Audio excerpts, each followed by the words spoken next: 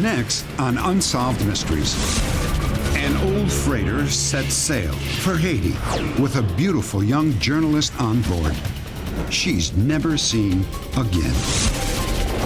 History books state that Abraham Lincoln's assassin was killed, but some experts believe John Wilkes Booth cheated death and lived until 1903.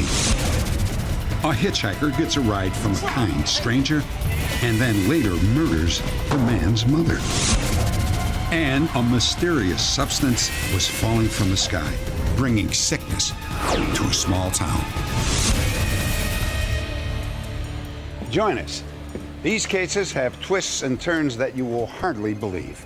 I'm Dennis Farina, and this is Unsolved Mysteries.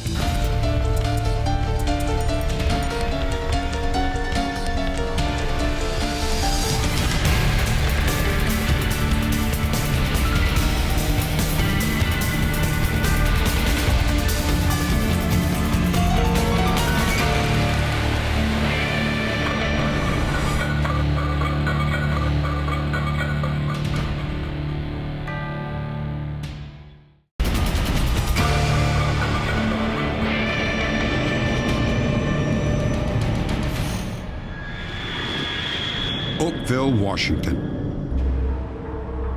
Population 723. Clouds fill the sky here daily, bringing rain on an average of 149 days a year. So when it began pouring on the morning of August 7th, 1994, no one was really concerned until they realized that it wasn't raining rain. It was raining tiny blobs of gelatinous goo. Came down in torrents, covering 20 square miles, and it made people sick. I got sick, my wife got sick, my daughter, everybody that lived here got sick. Everybody in the whole town came down with like a flu, only it was a really hard flu. It didn't last like 7 days, it lasted like 7 weeks, 2 or 3 months. Officer David Lacey was on patrol with a civilian friend at 3 a.m. when the downpour began. It's on the window there. I don't know. I kind of build it up. Is that inside the car? We turned our windshield wipers on, and it just started smearing to the point where we could almost not see. And we both looked at each other and we said, you know, geez, this isn't right. I mean, we're out in the middle of nowhere, basically, and where did this come from? Officer Lacey pulled into a gas station to de-goo his windshield. As an added precaution, he put on a pair of latex gloves. The substance, it was very mushy. It's almost like if you had Jell-O in your hand, and you know, you could pretty much squish it through your fingers. So we did have some bells go off in our heads that basically said that this isn't right, this isn't normal. Local resident Dottie Hearn was equally puzzled. By the time she stepped outside that morning, the storm had ended, but the blobs were everywhere. It looked like hail laying on top of the wood box and everywhere else. So I just went over and I touched it, and it wasn't hail, it was a gelatinous-like material. I have an appointment to see the doctor. That afternoon, Officer Lacey suddenly became ill.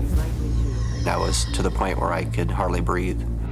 I started to put together that possibly whatever the substance was, it made me violently sick, you know, and ill, like I never had been before, to the point where, you know, it just totally shut me down.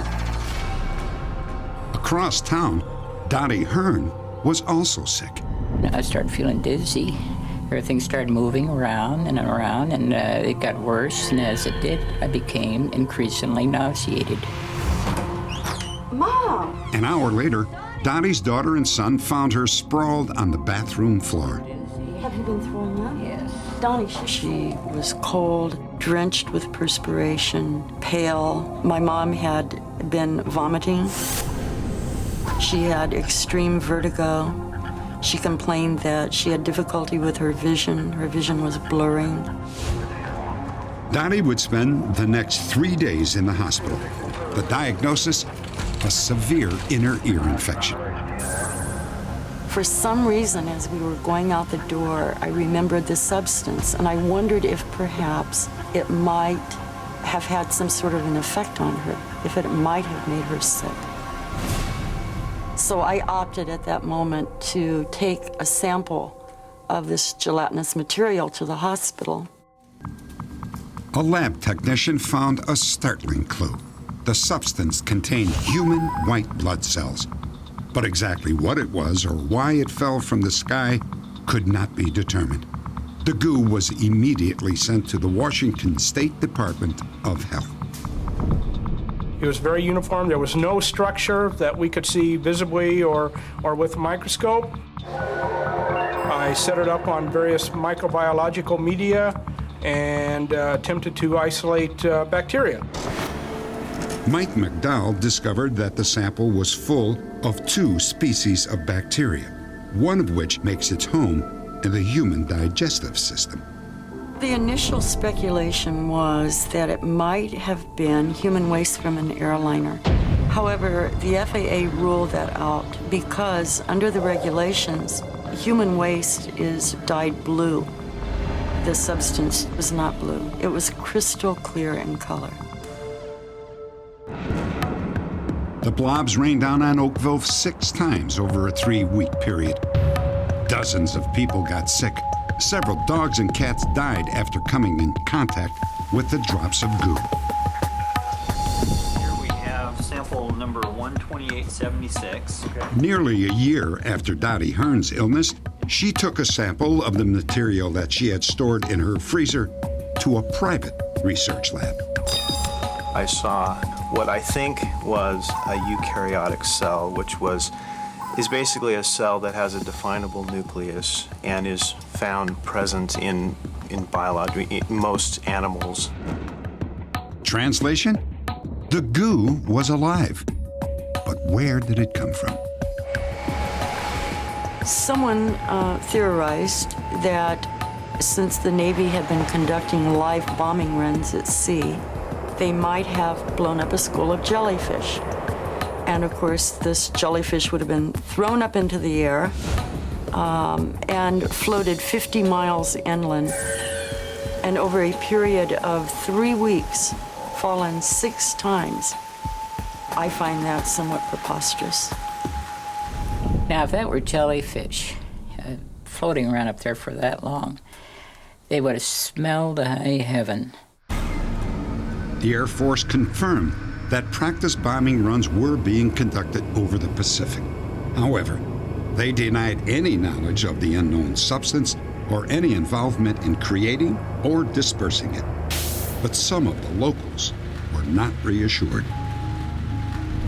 We had a significant amount of military aircraft flying over the home prior to this happening. Every day almost, slow-flying bombers, helicopters, all black in color. And we kind of thought maybe it might have come from them. They let off things in the air all the time here. Testing, there's testing done all over the place. There's a lot of places you can't go into. Maybe we were a biological experiment of some kind, a small one, maybe just get people a little bit sick to find out, say if an enemy did come over here with a biological bomb or something and drop it. Maybe just a test run to see what would happen.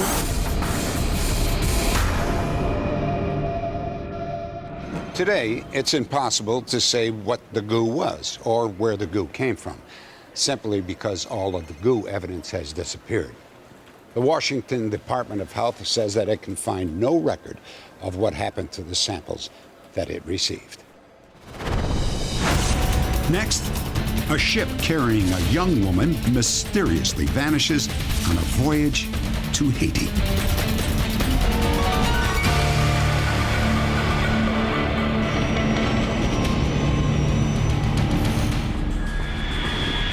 The old Bahama Channel. Falcon jets from the United States Coast Guard searched the Caribbean for an 82-foot freighter called the Freedon. The ship was on its way to Haiti, but it was reported missing. On board were 7 Haitian crew members, a young sea captain, and a 23-year-old American journalism student named Lisa Bishop. On the morning of her departure, Lisa called her parents to say goodbye. I could feel something was wrong. Mother's intuition, I guess you could call it. Lisa was to call me when she arrived, and that call never came. Lisa wanted to write an article about the contrast between the wealth of America and the economic devastation of Haiti. Her voyage on the Freedon was the chance of a lifetime, even though it meant leaving behind her boyfriend of 3 years. We had a long discussion the night before she left that she had to make her own decision, that in life that I couldn't follow her and take care of her wherever she went. Somewhere between Miami and Haiti, the Freedon simply vanished. No one has any idea what happened or why. People have suggested everything from pirates to smugglers and even the mysterious Bermuda Triangle. Lisa's voyage began when she met a foreign sea captain in Atlanta.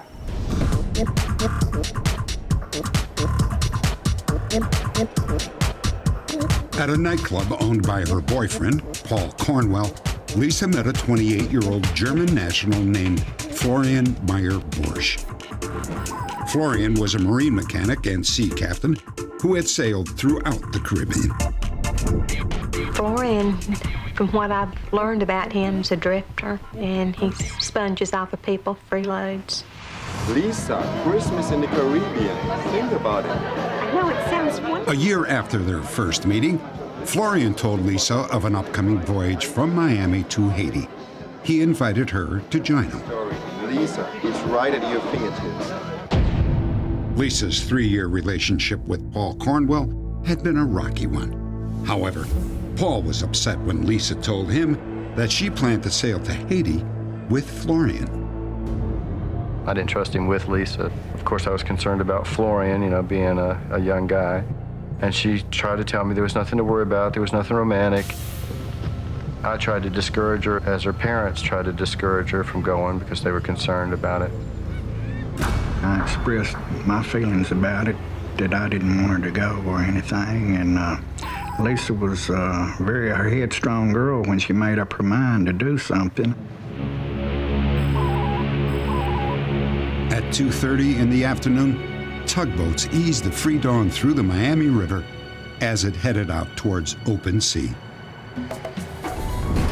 The Freedon's planned route would take the ship 600 miles past the coast of Cuba to Go-Naive, a small port on the western coast of Haiti. There were no storms and no distress calls, but the Freedon never arrived. When Lisa didn't call on Christmas Day, her family became concerned. Relatives of the people on board kept calling us, asking us for information. We kept in touch with the port authorities in the various ports in that mid-Caribbean area, and likewise down in Haiti. We sent several search and rescue flights by Falcon jet aircraft in the most commonly traveled area, the Old Bahama Channel, which is the area between the United States and Haiti. Still, it was unsuccessful. We came to Miami hoping to maybe get some answers from some of Florian's friends, or just find, anything we could. We're desperate. Finally, Lisa's parents received a promising lead. An underwater salvager named Bob Nyberg said that he had seen the ship 2 weeks after it was supposed to have disappeared. I remembered that while I was working in Grand Cayman in January of that year, there'd been a boat came in. We were working underwater directly in the harbor area where the ship's pulled up and tied up. When I heard the ship coming in, we came up, and as I was coming out of the water, we looked back and noticed the name was Freedon, F-R-E-E-D-O-N. And I made a statement to my friend that those guys need their freedom. They can't even spell the word. They were there for some time that afternoon. Next morning, the boat was gone. Nyberg saw the Freedon in Georgetown Harbor on Grand Cayman Island over 500 miles from Haiti. The fact that the ship was spotted, and I feel like it did not go down, that it brought me hope that Lisa was alive and had to be held against her will in order for her not to contact us. Lisa's boyfriend, Paul Cornwell, and Bob Nyberg went to Grand Cayman to pursue the lead. We're looking for a German captain here. They met a number of witnesses who claimed to have seen Florian around the same time that Nyberg spotted the Freedon. Yeah, sure, I've seen him around here. What about this girl? No, honestly, I can't recall seeing her, but definitely saw him. Apparently, Florian was not alone during his mysterious visit to Grand Cayman. Yeah, he coming with another fellow, short fellow with black hair. With another guy. Yeah. Hi, Paul. How you doing? Hey, how you doing? Okay. Paul returned to Atlanta and questioned a woman who had been storing Florian's personal belongings. But in this one bag, there's some letters and pictures that I thought you might want to look through. There, he found a picture of the man seen with Florian in Grand Cayman. The woman said his name was Philippe. Last time I spoke to him. Paul later found out that it was actually Philippe who had chartered the Freedon. The girl told me that he mentioned that he was involved in a large-scale smuggling thing, which really got me going, thinking it was a smuggling thing and something had gone wrong, and that they had gotten involved in something too deep that Lisa didn't know about and that she couldn't handle. I feel that if Florian is out there, eventually I'll find out about it and I'll locate him. Authorities believe that Florian Meyer Borsch is the key to the Freedon's disappearance. Borsch is 6 feet 2 inches with blonde hair and blue eyes. He may be working as a mechanic. Lisa Bishop is 5 feet 2 inches in height with brown hair and brown eyes. Lisa's family heard rumors that the Freedon, with its distinctive leaning mast, continued to roam the Caribbean under a different name. These are the only known pictures of how the Freedon looked before it disappeared. If you have any information about the disappearance of Lisa Bishop or the Freedon, please log on to our website at unsolved.com.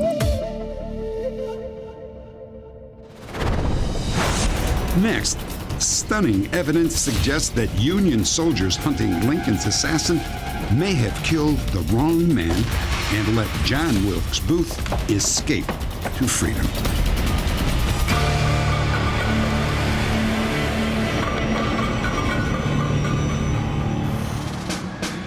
Port Royal, Virginia. April 1865. President Abraham Lincoln has been assassinated, and 2,000 Union troops search for the killer, an actor named John Wilkes Booth. On April the 26th at 4 a.m., soldiers surround a tobacco barn on Garrett Farm near Port Royal in Virginia. They had information that Lincoln's assassin was inside the barn. John Wilkes Booth, you are surrounded. You and all with you. Come out with your hands held high. Don't shoot. The man who surrenders is not John Wilkes Booth, but 21-year-old David Harold, known to be one of Booth's co-conspirators. Lieutenant Edward Doherty decides to smoke Booth out. The soldiers are under strict orders to take Booth alive, but one sergeant has another idea.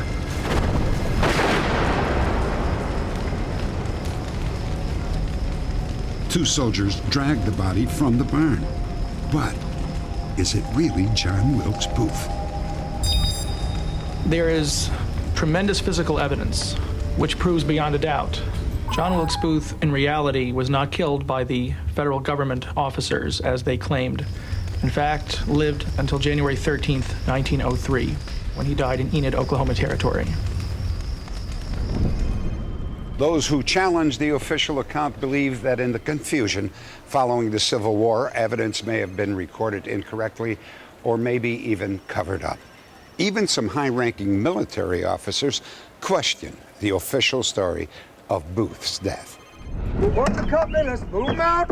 In the early 1900s, John Schumacher, the Army's general counsel, wrote, "The evidence put forth by the government to support the conclusion that the body was that of John Wilkes Booth was so insubstantial that it would not stand up in a court of law."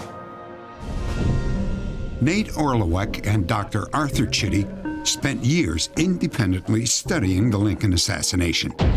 They arrived at the same conclusion. The most persuasive evidence to me at Garrett's barn that the man in the barn was not Booth is the fact that his friend David E. Harold came out of the barn, and the first thing he said was, "The man in there is not Booth." Historian James Hall disagrees and cites a 40-page statement made by David Harold to the government investigators just 36 hours after his arrest. Harold referred to Booth 10 times by name when he was discussing what went on in the barn while it was being surrounded by the soldiers. To me, that's conclusive. I can't see where they get the idea that he'd come running out and say it's not Booth. By the time David E. Harold changed his testimony, he was under such enormous pressure. He was in fear of his life. He had been incarcerated with a canvas bag over his head and just a little hole to be fed through. He was under terrible emotional strain and was trying to save his neck. And so therefore, when he thought that he would survive by changing his story, he changed his story. Other eyewitnesses also refuted the government's identification of the man killed at Garrett's farm. Colonel, this man is not Booth. What's that, Lieutenant? This man is not Booth. This man has red hair, Lieutenant. Lieutenant William C. Allen worked for the United States Secret Service in 1865, and in August of 1937, his widow, Mrs. Hannah Allen, told a journalist that her husband had told her that he saw the man at Garrett's farm who had been killed, and that the man had red hair, and that the government knew that that man was not Booth, but they were determined to foist this man on the nation as Booth. Every historical account says that Booth's hair was jet black. Eyewitness testimony about the red-haired man was supported by two other Union soldiers, Joseph Ziskin and Wilson Kenzie. The 16th, they surrounded Garrett's barn. They burned the barn down. They shot John Wilkes Booth. Only it's not Booth. How do you know? It doesn't look like him. No one will believe me. Come back with Kenzie and his buddy Joseph Ziskin were friends of Booth in 1862 and 63 in New Orleans. Kenzie was a quartermaster and was free to go wherever he wanted, basically, within the military lines. And so he went with Ziskin to Garrett's farm because he had an interest in what was going to happen to Booth. In 1922, when he was 77 years old, Kenzie detailed what he saw at Garrett's farm in a sworn affidavit. As I rode up, Joe Ziskin called me. "Here, come here, Sergeant. This ain't John Wilkes Booth at all." I could see the color of his hair. I knew at once it wasn't he. His body was exposed and he had no injured leg. You men, move away from that body. You two are under direct orders to speak to no one of what you've seen here today. Do you understand me? And he said that the officers there told him everyone has to keep this secret. There'll be dire consequences for anyone who tells the truth. The military really meant business, and they were not going to risk their lives just to tell the truth. The government autopsy was performed by a physician who was acquainted with Booth. Dr. John F. May was a Washington surgeon who removed a tumor from the back of Booth's neck a few months before the assassination in 1865. His statement is now in the National Archives. Like all the other government records on the case, it was held secret for 70 years. The corpse bears no resemblance to the actor John Wilkes Booth. John Frederick May wanted to tell the truth, and he recognized that this was not Booth, but it was made pretty clear to him very early on that this better be Booth. It's freckled, I do not remember Booth as being freckled. And so we have the curious affidavit, which starts off saying, I'm sure this is Booth, and then goes on to say, but it doesn't look like Booth. But this is certainly Booth, signed, John Frederick May. Now, had the government really believed that that body was Booth's, they would have taken pictures of it. They would have had many, many hundreds of people to identify it. But the War Department didn't do that. The government knew that that man was not Booth. The body was secretly buried in the basement of the old naval prison in Washington. It seems almost incredible that Union authorities would have misidentified the assassin of President Abraham Lincoln. But if John Wilkes Booth was not killed at Garrett's barn in 1865, then what happened to him? Next, a deathbed confession has some historians wondering if John Wilkes Booth might have literally dodged a bullet.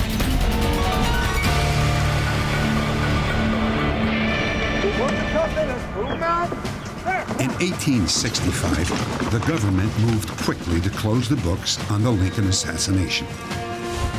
The trial of John Wilkes Booth's co-conspirators resulted in 4 hangings and 3 life sentences.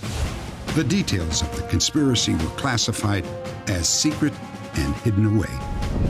Today, some experts believe that Booth actually escaped and that he lived in the South under assumed names for another 38 years.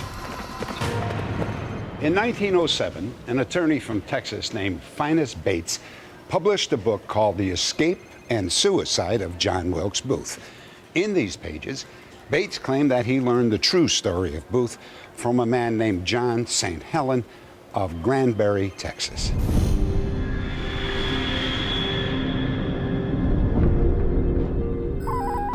In 1877, when John St. Helen was seriously ill and afraid he was about to die, he made a startling confession to Finis Bates.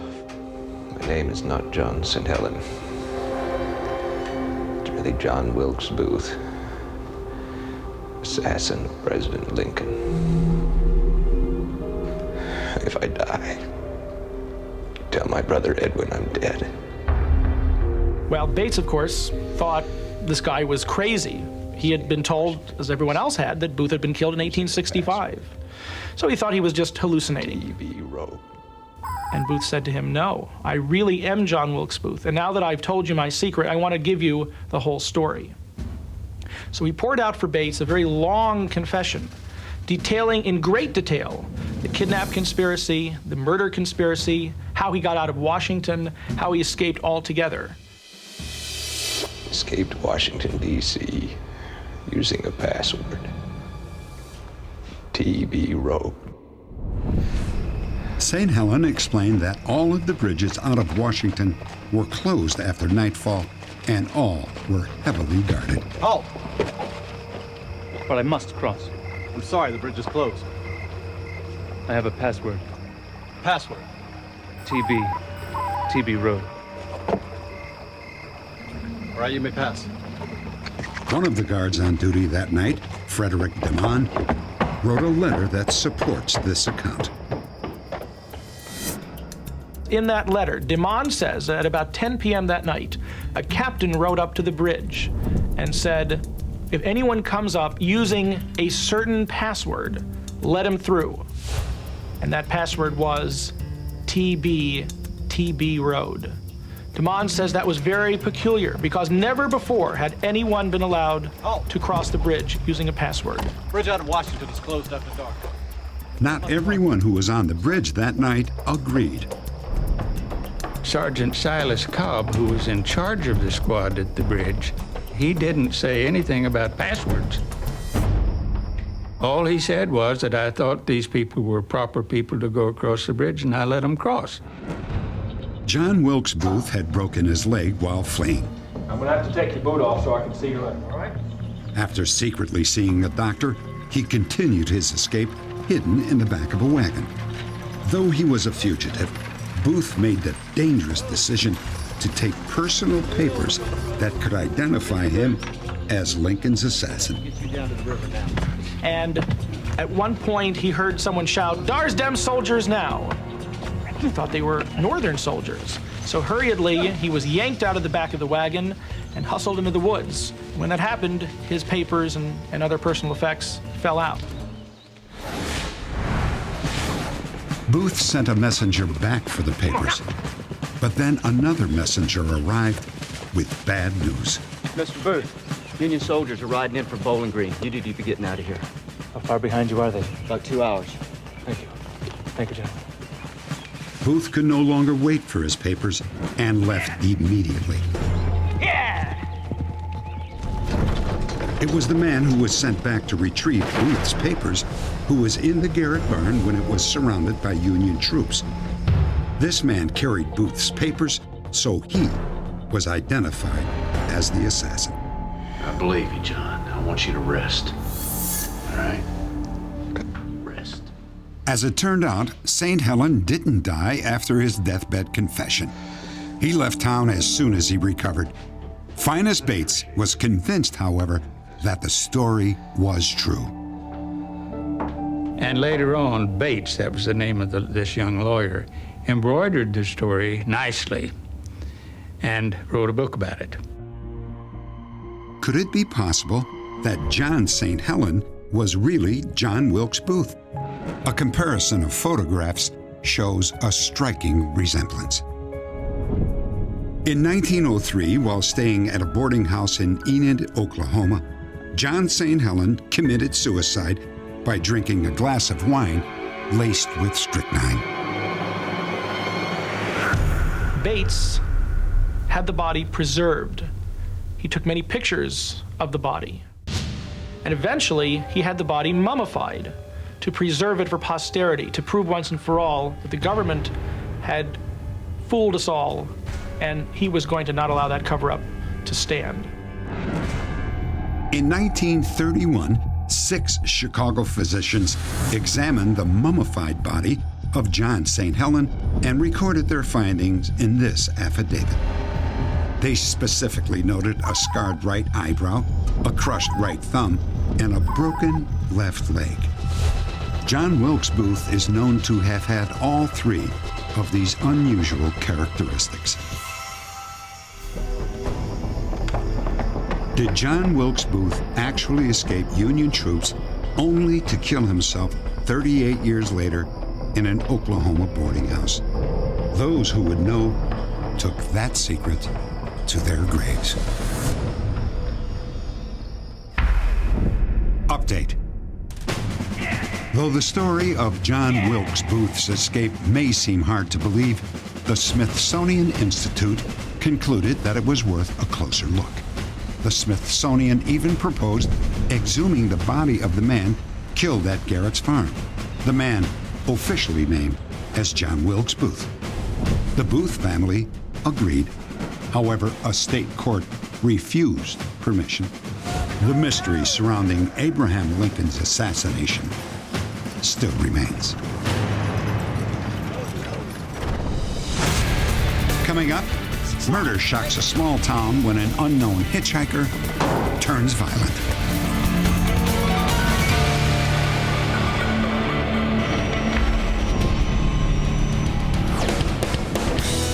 November 1945. A young woman named Dorothy Johnson and her 11-month-old daughter are on a cross-country train heading to Utica, New York. Hey, beautiful. Dorothy is just 17, single and struggling to make ends meet. On the train, she meets a sailor named Donald Caffrey. Donald is married, and he's returning to his wife in Omaha. When we get to Utica, I'm gonna have to put her in a foster home. Dorothy revealed that she was desperate and she was out of money. She was also being forced to surrender her child to a foster home. I'm sorry.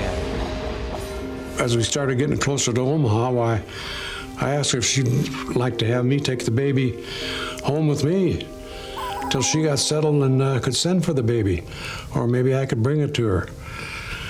And she agreed on that. But Dorothy was never heard from again.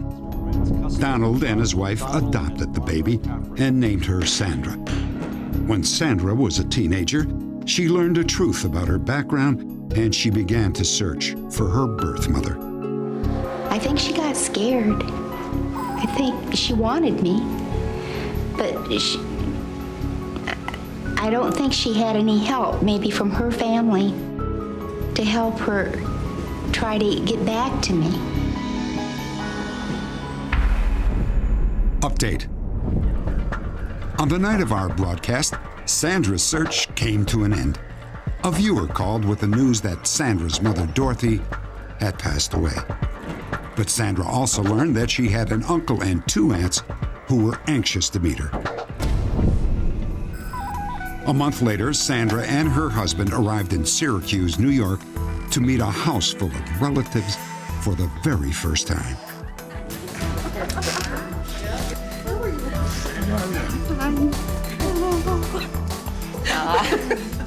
I didn't think I'd ever find anyone.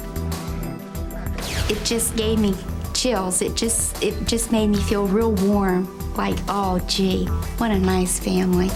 This is Dorothy and Harold. That's Dorothy and Wayne. That's Wayne. That's it. Now, this is the only picture I have of me. I'm getting little bits and pieces from friends and relatives telling me a little bit about her, and which, you know, these little things mean a great deal to me. I have found a family, a wonderful family that I never thought I'd ever have. One more hug. Okay. It's the best time in my life. Sandra learned that her mother eventually married a man named Wayne Rogers. Sandra would now like to find her stepfather with a hope of learning more about her mother and perhaps her father.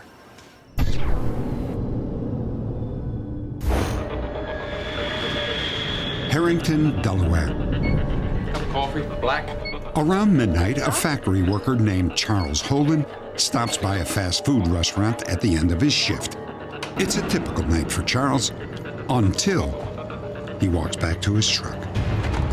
And got in my truck, and as I proceed to get ready to back up, I noticed there was a man right at my passenger window. Man, I wonder if I could get a ride. I don't know. It's pretty late. Hey, but I'm like in a big time bind, man. My sister, she's had a baby. She's up in Georgetown. I gotta get there. I live pretty close by. In the end, Charles agrees. 3 miles down Highway 14, Charles reaches the intersection where he normally turns to go home. Yeah, I pulled off to the side, and I said, "This is as far as we go right here." Listen, I got a problem, and I ain't getting out of this truck. I can't help you. I can't. You're gonna have to leave. I'm sorry. No, then I'm gonna have to take this truck. Hey, man. He come after me with a knife or a screwdriver. I'm gonna kill you. I'm gonna kill you right here. All right, just calm down. I want that truck. All right, I'll take you wherever you want to go. Just calm down, all right? I ain't playing with you. I want that truck. Come on, we'll go. I'll take you over. Come on.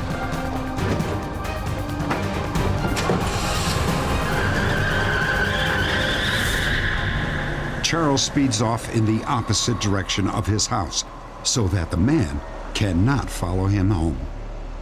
I turned around, didn't see him nowhere in sight, so I ventured down the road, and when I come back to my driveway, he was at my trailer. Somehow, the stranger had found his way to Charles' trailer. Next door was a farmhouse where Charles' 70-year-old mother lived. Charles rushed to a payphone to call the police.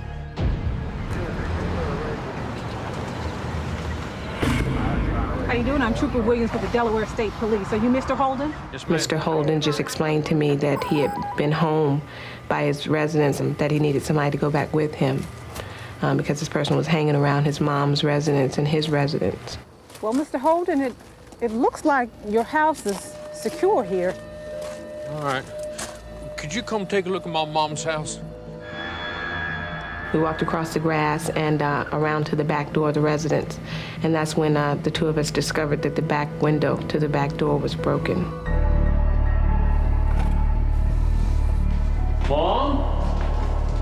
I thought something wrong because Mom, she was the type of mother that she would be awake until I got in at night. Then she'd go to sleep. Mom? In an upstairs bedroom, Charles found his mother's body. Dorothy Donovan had been stabbed repeatedly in the chest, arms, and face. 14 followed the road around. When investigators heard Charles' story, they didn't believe him.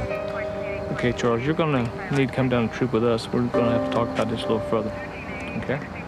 Just the mere coincidence of what he said happened was difficult for the investigators to believe that he picks this guy up, takes him a couple miles, drops him off, and next thing you know, he's at his mom's house killing Dorothy Donovan. It just was very hard to believe, and it wasn't until we were able to go back and interview the people at the fast food restaurant were we able to, see that, yes, this guy did exist. If I could ask you ladies to do me like a really big favor, I'm trying to get up to Georgetown. We were able to obtain a bloody palm print, and we also have found 2 sources of DNA inside the residence. Neither of this physical evidence comes back to Charles Holden. So therefore, because of these things, we were able to eliminate Charles as a suspect. The whole story seemed like a big nightmare to me. It seemed like you're in some kind of a dream. You don't think it really happened.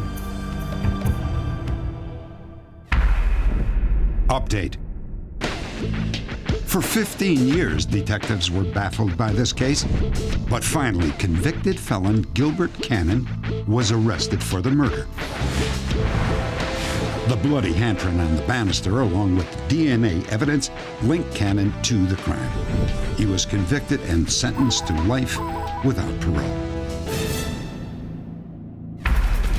If you have any information about any of the other cases that we profiled in this program, please log on to our website at unsolved.com.